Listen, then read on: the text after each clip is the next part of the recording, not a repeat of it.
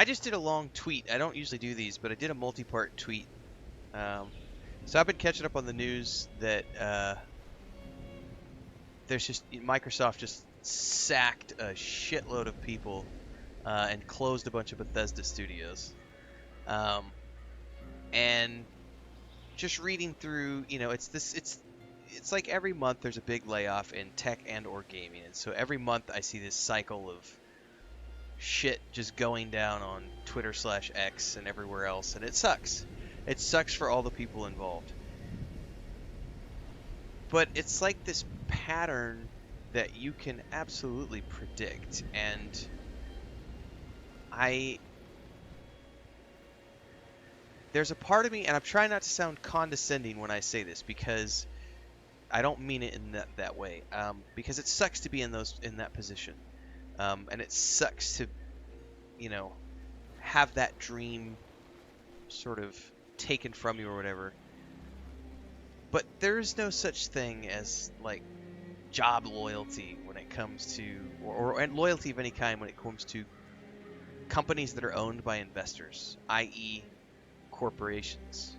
Like, independent game studios can do things differently. Like, I don't think I would like to think that we would never see Larian Studios do this, right? Because it's an independently owned studio and they seem to care about their people. Corporations are never going to care for people, and if you work for a big investor-owned, investor-operated company, then you're going to work every day knowing that your head could potentially be on the chopping block, and you might not have a job tomorrow. Now, I could say the same thing for what I do for a living. YouTube could disappear tomorrow, and I would be like, well, shit, what am I going to do now? And I would have to claw my way back up into something else, and I would, I wouldn't. I'm in a blessed place where I'm at, life wise, but I still got to make a living like other people do. Um, and the post I made on Twitter is basically one of the reasons I decided to go all in on myself right before we moved out here was because I was coming off of the tail end of I had a really good run for a long time, and then I had like a really shitty 3 or 4 years in terms of clients. So I freelanced for 20 plus years, and the last few years freelancing, it was like the one that made me first kind of sit up and go, wait, hang on, what? I was working for this big group of companies. Um, they had a guy there who was like the editor who took these 7 companies that were all part of this big travel space, and he would like take the best of like the articles and everything else, and he would put them onto a separate website. And those companies decided that after like 12 years or whatever of him just doing that, they wanted to actually try to market that. And so I got brought in to lead that marketing project. And it our first year, we did a really good job and grew it by like, I don't remember, like 200% or whatever. And so we got a bigger budget. And the next year we went in and we did like overall the year end numbers. We were 325% up in terms of sheer traffic, and then all of the social media channels were growing rapidly, like 75% or greater growth rates. We had tons of newsletter signups, lots of referral sales to the individual companies. It was a great year.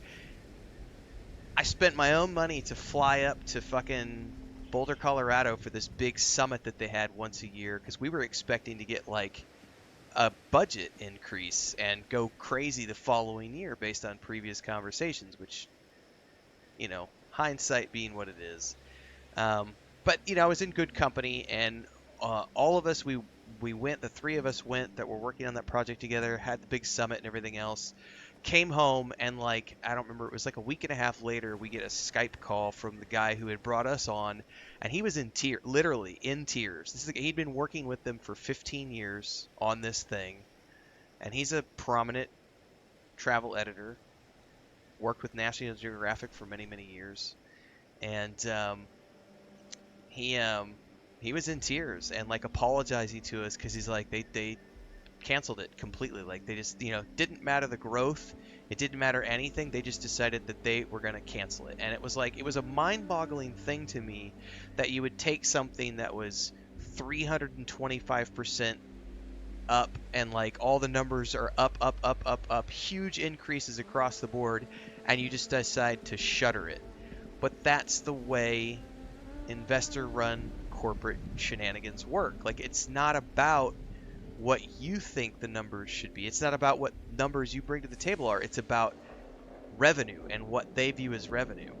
And so at the end of the day, they just decided to go in a different direction and completely shut everything down.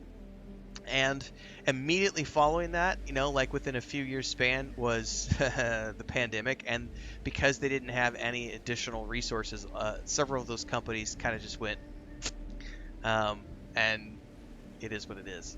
And then another startup I worked on, the last one I worked with, not even talking about the game studio stuff, which I still can't get into yet.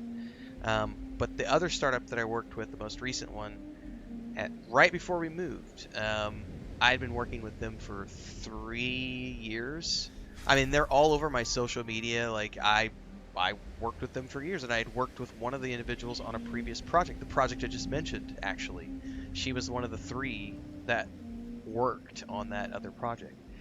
And they decided to start bringing on investors. And the moment investors got involved, they no longer wanted me. The whole brand pivoted in a different direction, and it suddenly was all about being, it was just, it didn't work out. They decided that they were going to go in a different direction. I'm not going to badmouth the girls that I worked with. I mean, that was a great time and everything else. I understand why those decisions had to be made, because the investors came on board and said, well, if we're giving you this much money, we want somebody else, namely someone who's not male and not white. They wanted a female diversity hire, which is fine. They were leaning into the women-founded, women-led aspect of it, and so I no longer fit that, and the investors were concerned with that. And that's when I said, you know what? I've seen like the last 3 big projects that I've worked on, kind of just have not fun endings. I'm done. And so I said, screw it, and I just went all in.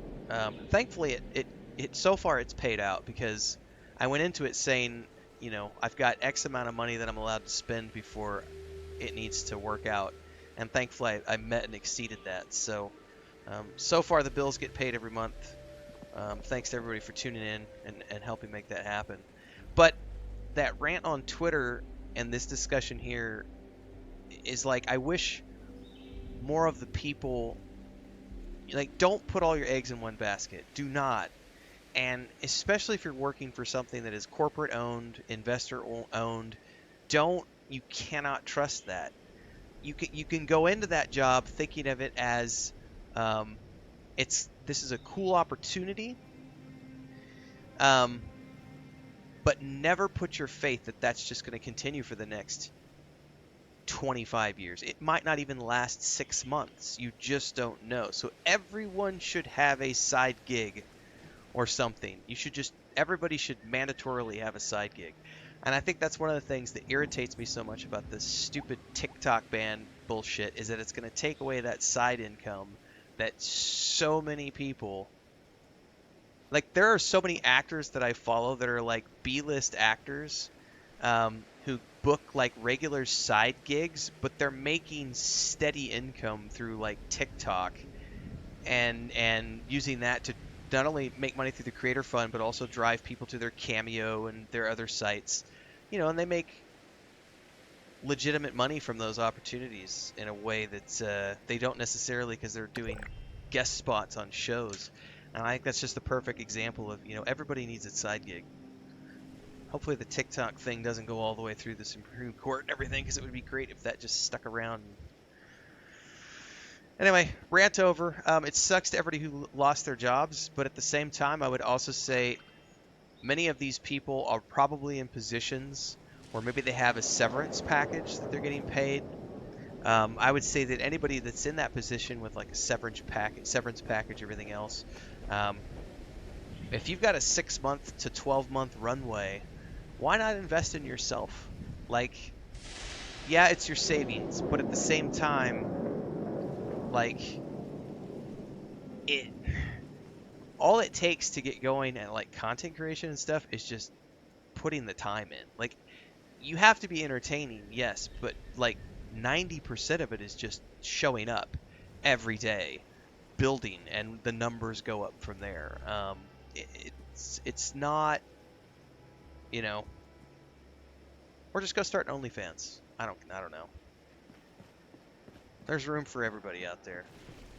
Sock puppets and OnlyFans. Sounds like the side gig I should start.